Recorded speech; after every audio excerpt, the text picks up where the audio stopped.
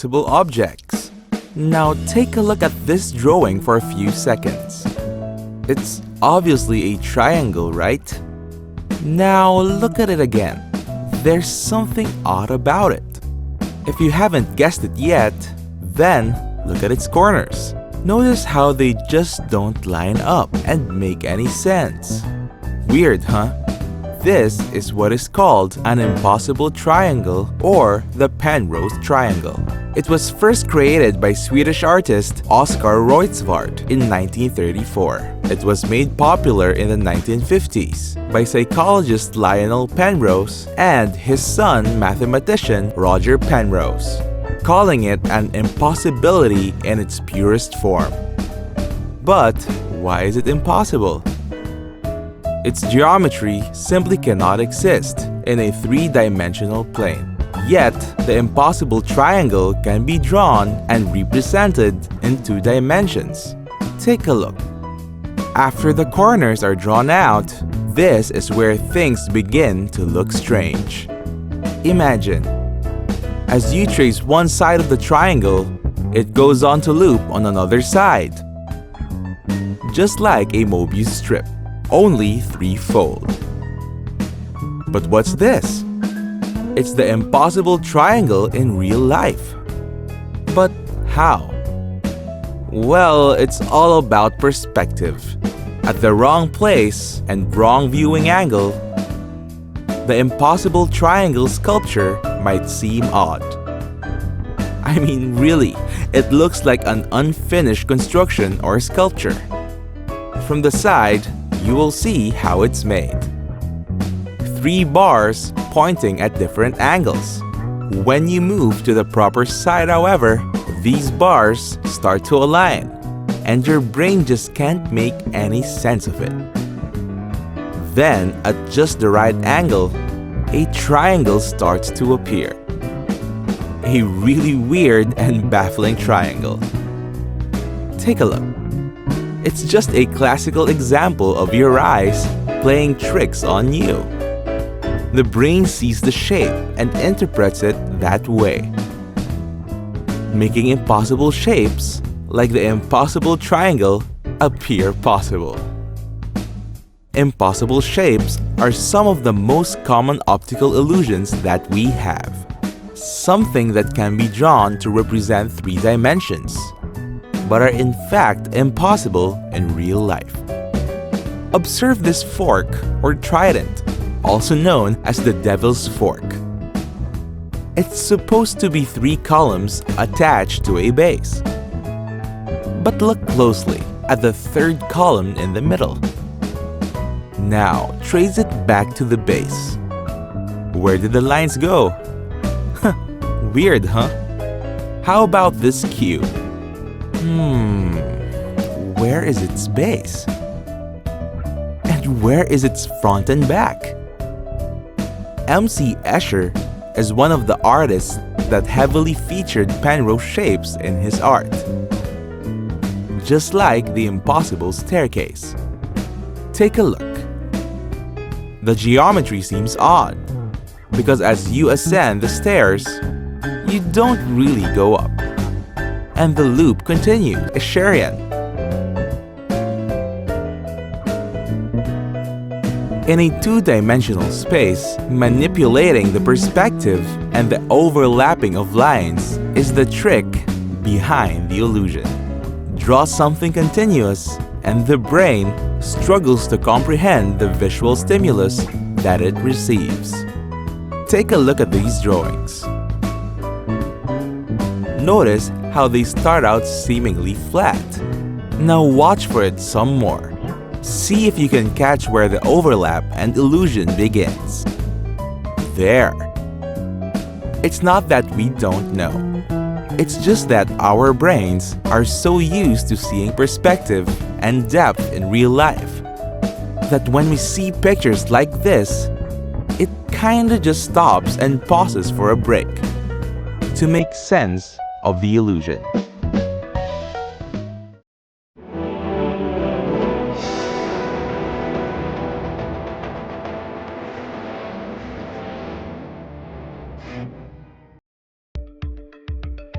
seeing faces. For the next few seconds, we'll show you a few pictures. Take a look at them closely. Notice anything weird? These objects and pictures seem to be looking at you. It's like they have faces. But why is it so? Your brain tells you that there's indeed a face. But at the back of your head, you obviously know that they are just shapes that coincidentally resemble a face.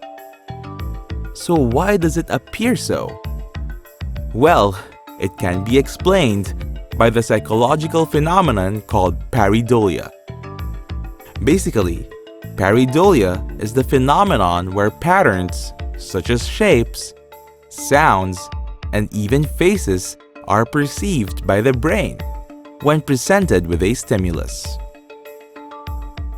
Our brains are so used to seeing patterns in things that sometimes it just wanders off and instantly makes an association with what it perceives. It's the reason why we sometimes see animal shapes when we look at clouds. Observe. See that shape? How about that one? It's also why car grills and bumpers seem to have facial expressions. See? Car designers actually know this fact and deliberately design cars by giving them a personality, if you will. Notice how family-oriented vehicles seem to project neutral or happy faces, while sports cars and muscle cars look very tough and aggressive. Pareidolia. The phenomenon is everywhere. Look, have you heard about the Rorschach ink blot test? It's a test that has participants look at random ink blots smeared on a piece of folded paper. The test was designed to determine personality traits based on answers to what the participant perceives with each ink blot. Take a look. Perhaps one of the more controversial instances of pareidolia is closely linked to religious sightings.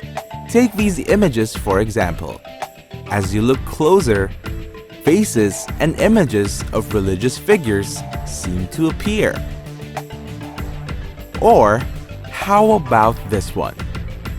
The infamous Loch Ness Monster. It appears to be the head of a water-dwelling dinosaur. But further analysis and observation tells us that it might have been something else, like a duck or a branch perhaps. Or how about pictures from different angles reveal that the face or the mask is no more than a typical dirt mound on the surface of Mars. But is it? And it's not just faces. Do you sometimes see figures in the dark? A ghost perhaps? Or maybe completely something else? Well, it might be another case of pareidolia as well. Do you sometimes listen to songs and experience mishearing the lyrics? Like hearing Starbucks lovers when what the singer clearly said was, "Long list of ex-lovers." In extreme cases, the outlash over backmasking or reversing songs and hearing subliminal messages was proven to be for absolutely nothing. Both of these cases are also examples of pareidolia. You thought you heard something, but it's just your brain trying to make sense or look for patterns from an otherwise inaudible source.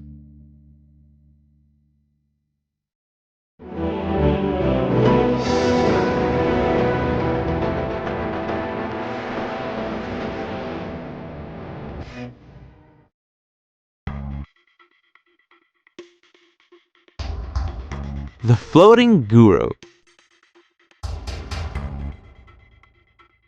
A mysterious man. Some say he hails from India, a land popular for its culture and spiritual mysticism. He is imbued by the knowledge and experience of age-old spirituality and enlightenment. Now, watch as he musters all his concentration as he meditates. Then suddenly, he levitates into thin air, as if with no physical effort at all.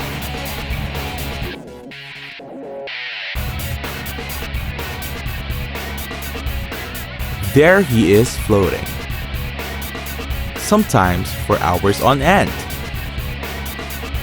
For years, many have sought to learn the secrets of the floating guru. Does he have immense strength and balance? Do supernatural forces keep him afloat? Or perhaps he is doing it with the power of his mind? But nothing can be further from the truth. The floating guru trick is one of the most famous examples of a levitation trick. Levitation, or the phenomenon of floating off the ground despite the force of gravity, is a popular myth that has endured and fascinated man for thousands of years. Observe as there have been countless accounts of people who can magically float in the air, all across various histories and cultures. The floating guru in itself can be explained using simple and ingenious engineering. Yes, engineering. Observe the walking stick by his side. That's where the trick lies. It's not really a walking stick, but rather acts as a post that is attached to a rigid base. The base is usually obscured by a carpet or some other form of covering. In some instances of the illusion, the base is even buried in the ground. The post then holds a concealed frame that is big enough so the guru may sit comfortably for hours on end. Then, it's just a matter of concealing everything. Notice how the guru completes the illusion with a full costume and a bit of acting. The costume also serves to conceal the support contraption. So it's very common to have really big and loose clothing to keep the melt that is sure to amaze and dumbfound audiences. And the great thing about the design is you can even let spectators look below or underneath and even wave their hands to somehow prove that there are no wires. You don't have to be a guru to do it too. Check out these other variations on the floating guru trick.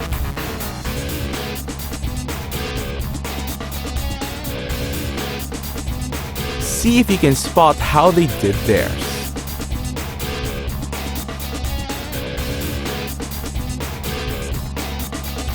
Floating with a walking cane? How about these two shamans doing a mystifying balancing act? This street performer channeling the Force like the Jedi from Star Wars.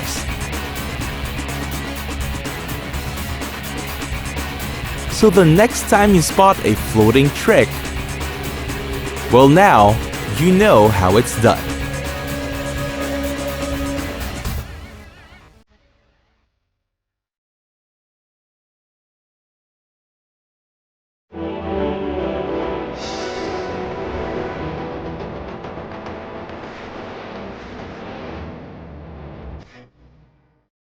Infinite chocolate. Now this trick has been quite popular in the internet for some time now. And for good reason. I mean, who doesn't want an unlimited supply of chocolates? Am I right? It's like something out of a fairy tale. Or maybe something that all kids would want. Now, let's take a look at the trick. Real quick. Observe. Now, let's break it down.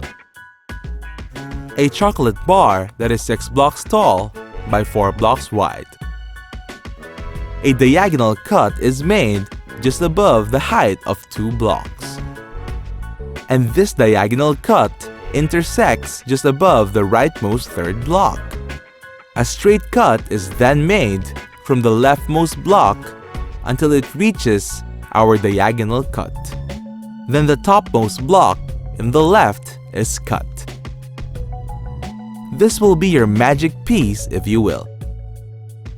Now observe as the 2 larger pieces are interchanged, placed against the third bottom piece.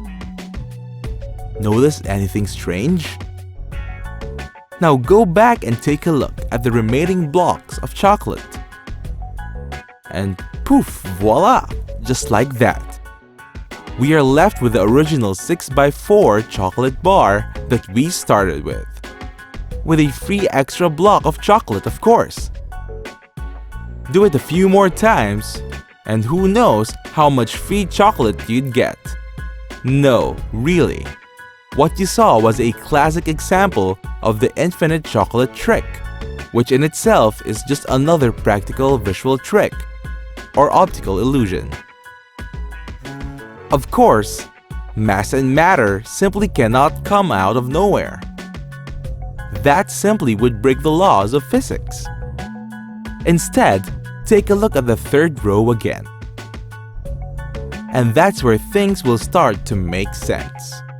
With the help of a ruler, notice how the blocks on this new third row are actually smaller than the original size of a single chocolate block. The overall surface area will reveal that the chocolate is in fact smaller than it originally was. The difference in the surface area that was cut from the diagonal slice is the same as the surface area of the lone chocolate piece. The bowl on the side with multiple single blocks of chocolate just reinforces the illusion that there was indeed an infinite source of chocolates.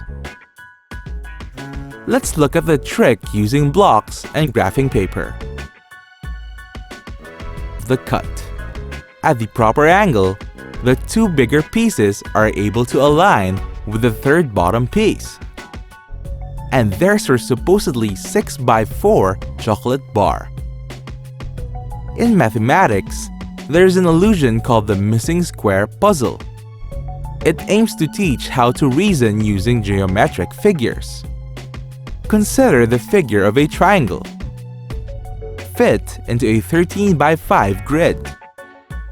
This triangle is then divided into 4 pieces. Now, as the 4 pieces are rearranged, another 13x5 triangle is formed, but is missing the area of exactly 1 block. So, where did that block go? Well, actually, if you look closely, you'll see that the hypotenuse, or the longest side of the new triangle, is not actually a straight edge.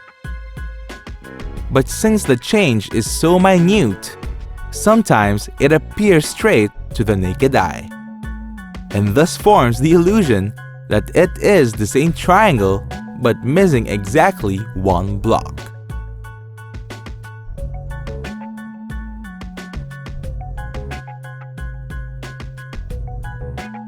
MC Escher.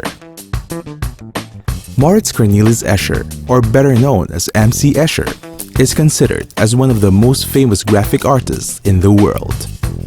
He is known for making art based on impossible shapes and spaces.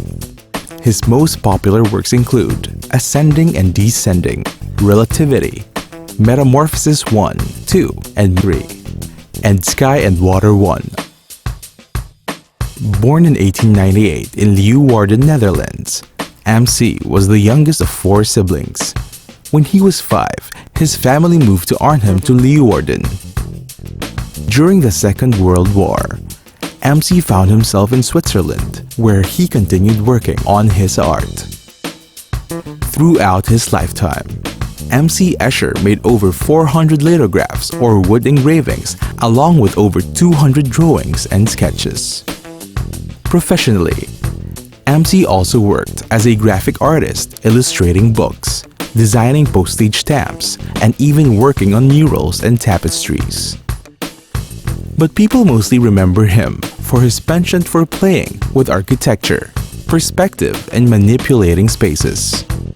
His name is even synonymous with art, depicting impossible shapes and objects, or what people refer to as Escherian. Today, MC Escher's work continues to amaze and captivate people all over, with a sense of wonder and equal parts of fascination, thrown in with a little bit of confusion as well. Well, it's the end of the line for this episode. But don't worry, there will be more. Be sure to tune in next time for more tricks and illusions, as we give you another mind-boggling dose of Rethink.